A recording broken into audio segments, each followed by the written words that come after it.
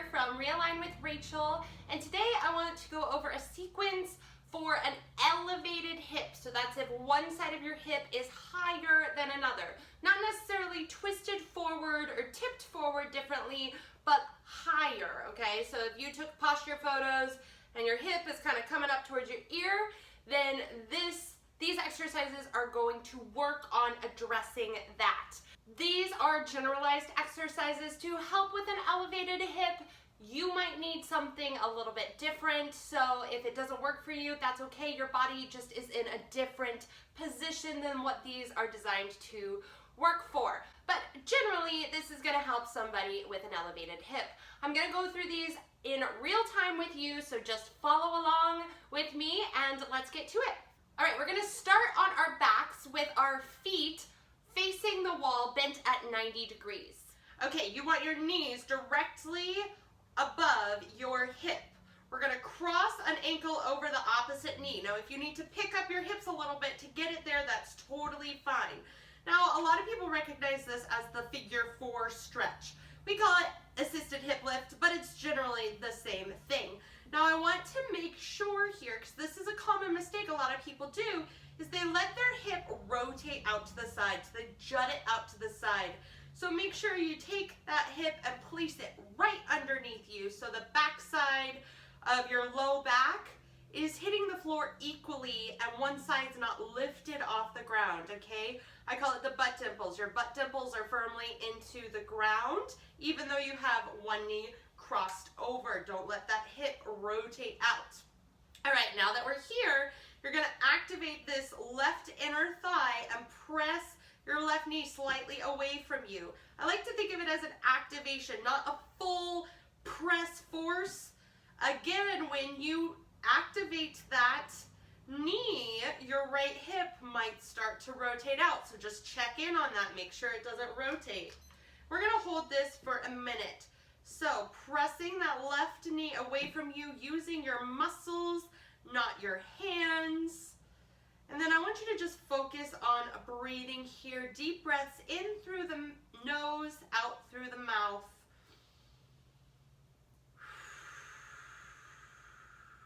All right, if your knee is super close into your chest, that is okay. Don't force anything. All right, your form is more important than anything right now. So even if you can't hold things for the certain amount of time, form is the most important thing. You might end up feeling a stretch on the back of that left leg. You might feel a stretch on the inner thigh of the left leg. Some people will even feel this on their right leg because they're not letting your right leg rotate out. So depending on your alignment, your posture, you could be feeling it in different places. All right, let's go ahead and bring that left foot back onto the wall. Make sure your feet are nice and straight, not pointing out like a duck. All right, we're gonna cross that right ankle over our left knee, making sure again that that left hip doesn't stick out to the side, okay? Make sure it's right underneath the left knee, okay? Then with the right knee, activate it, press it away, but make sure that left hip stays into the ground. Breathing again. If you want to flex your right foot, you can, or you can relax. Either way works. I'm a little bit more concerned about not letting that left hip rotate out because that's a super common and easy mistake to make. Now, if you do have an elevated hip, this exercise is probably going to feel different between the two sides, okay? So we want to continue doing both sides consistently, so they start to equal out. Now this might take weeks, but you will start to notice that they get more balanced. Excellent, let's go ahead and bring that foot back onto the wall. All right, next we're gonna go onto our hands and knees. All right, we're gonna do some cats and dogs. Now this is another exercise that people often do commonly in like a yoga class. It's called CatCow, but they're probably not doing it to the exact technique and optimization that they could be doing it. Okay, so we're gonna go over that. Let's bring our wrists directly directly under our shoulders, knees directly under hips, so we're in this nice square position. We're going to start with our tailbone first. So let's go ahead and stick our tailbone up to the sky, drop your stomach to the floor, and you're going to collapse your shoulder blades together. Okay, that's a thing that people often miss in this. Go ahead and get your shoulder blades together. Now look up. Now from the tailbone first, you're going to tuck your tailbone around through the lower back. Keep it slow, keep it slow. Try to isolate every vertebrae here. Make a big rainbow with your back and drop your head. Excellent, feel that nice stretch. Again, starting from the tailbone first. Let your tailbone come up to the sky. Roll through, collapse your shoulder blades together, and look up. From the tailbone first, you're going to tuck your tailbone, slow, slow, slow. Try to isolate each bone in your low back. Last thing to drop is your head. Now you want to make sure your arms stay straight. So let's go back to the dog position.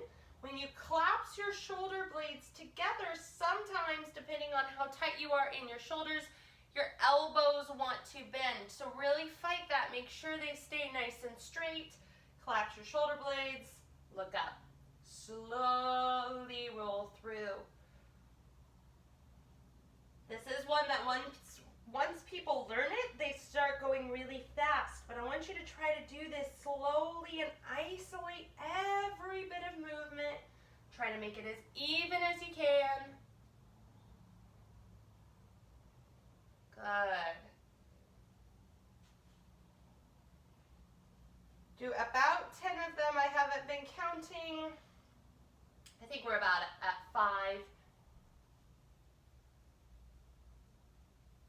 Good. Try to spread out your hands so you don't have little hands put together. You have hands that are nice and spread out. Jazz hands, as I like to call it. Shoulder blades come together. Pelvis first. Roll through. Keep it nice and slow. Let's do 2 more together. Try to, again, roll through with the pelvis first. How many times have I said that in this video? Somebody count and put it in the comments. Pelvis first. Goodness gracious. Maybe if I say it enough, you guys will remember it. All right, let's go ahead and come onto our backs.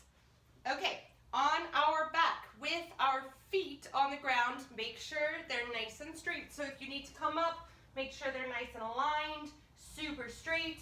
Come back down, okay? Now you're gonna let your pelvis just have a slight baby arch in it. So feel like your tailbone is slightly going into the ground versus belly button going into the ground. So we're gonna have a slight anterior tilt versus posterior tilt. Okay, anterior. Now, all I want you to do is squeeze and release your butt muscles. So you can put your hands on your butt if that's helpful. Squeeze and release your glutes. Now here's the kicker. I want you to do it without activating your abdominal muscles. So, if you're doing this, that is incorrect. Sorry, it is. All right, so keep that slight arch the whole time. Squeeze and release your butt muscles without doing anything in the stomach or the pelvis. No tipping. If you're doing it right, it should barely look like you're doing anything at all. You're probably looking at me and be like, what, is she even moving? Yes. If you look right at my butt, then you'll see just a slight engagement. Now our focus here is to bring balance, okay? If you're feeling one side is engaging and the other side is not at all, I want you to focus on that side that is not engaging or that side that is being slow to come to the party, okay? Try to bring balance between the two sides. When we get that balance, that elevated hip is starting to work its way out, okay? Keep squeezing, releasing. If you find that you just are so different between the two sides, I want you to go ahead and stand up. Take a little walk around the room, just a little bit, get back down and try to do it again. Most often, it's a little bit more even. But guys, this takes a little bit of focus, okay? You really have to retrain your brain to activate this muscle without letting other things compensate, okay? And it'll get better over time. Again, consistency is key here. So we're gonna go for about 3 sets of 20. Really go until you feel like you're more even. That's the kicker. That's why we're doing so many reps at such low intensity. Like, this is not a whole lot of forceful effort, right? You're not doing 100 squats, but you're isolating so much, you might end up feeling quite a bit of a burn here. I've had like Olympic weightlifters do this exercise and they feel like they just ran a marathon because their butt had never been isolated this much before, okay? So it can feel like a lot of work. For some people, it doesn't feel like a lot of work, but the focus is balancing, trying to make those two sides equal. That's what's going to help pull that elevated hip out of your alignment, really straighten it out, realign, as they say. All right, so we're gonna pretend like we did 3 sets of 20. Again, I don't count, but if you're still feeling uneven, walk it out and then come back and do another set. And hopefully it'll be a little bit more even. And then as you do this throughout the days, it's gonna get easier. So for our next exercise, you will need a yoga block or a pillow that's kind of super dense, and so it's about 6 inches wide and doesn't have a lot of give.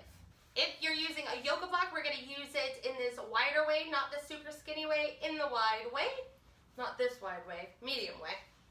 People always get confused by that. Again, make sure those feet are nice and straight, hip width apart. We're gonna place our block in between our knees and we're gonna lay back down into that same position we were in for the glute squeezes. Okay, again, you're gonna place that slight baby arch in your low back, just so your tailbone's going into the floor and not your low back. Tailbone first.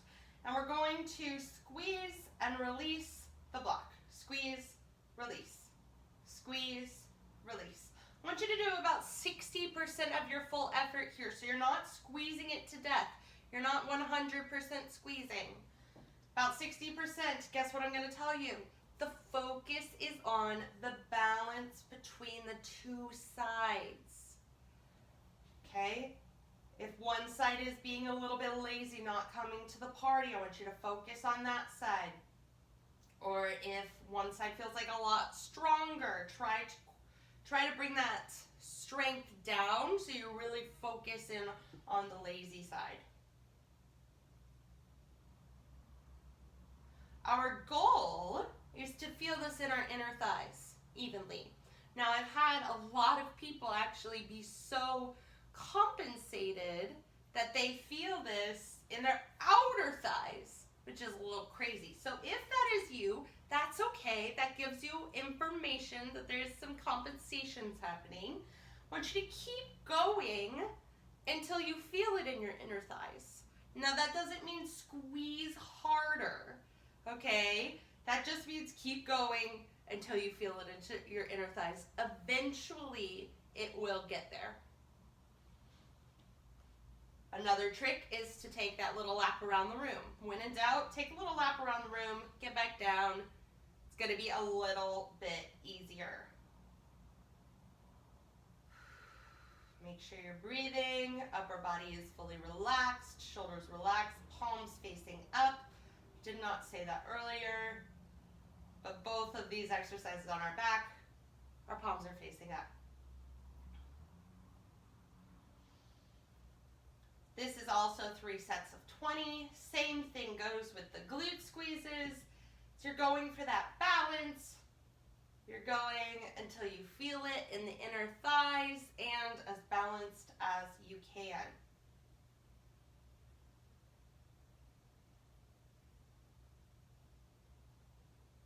Try not to go super duper fast because that's using momentum. I want you to squeeze, release. Whoops, not release so much where you lose the block.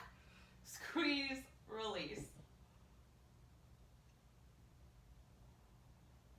And again, 3 sets of 20. So that is your quick routine to help an elevated hip.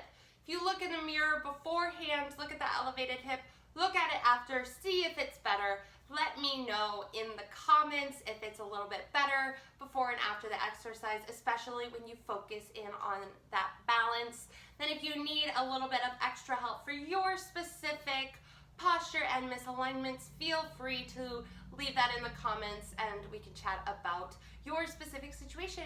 I'll see you next time.